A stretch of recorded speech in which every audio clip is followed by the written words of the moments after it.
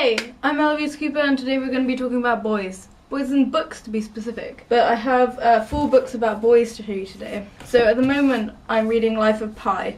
So many people have recommended it to me and so far I am 120 pages through it. You get that sort of sense of brothers and the kinship between family members in this book.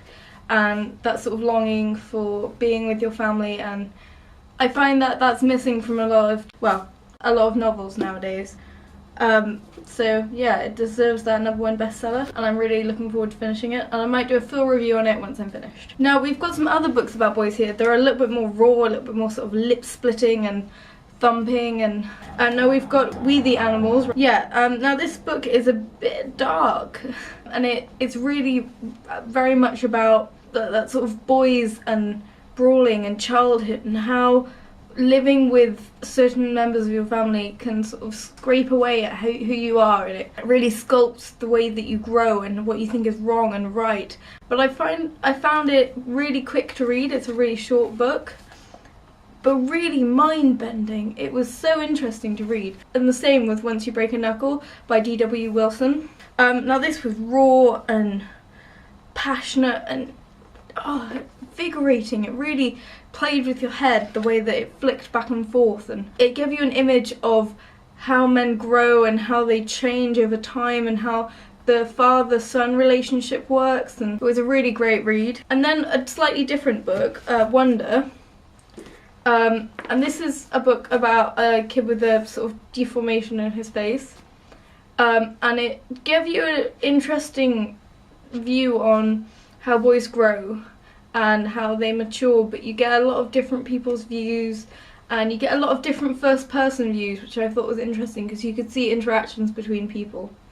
And it's less about boys, but it was interestingly written, and to see how the different personalities reacted to the same sort of issues, and the tenderness and empathy between male characters as well.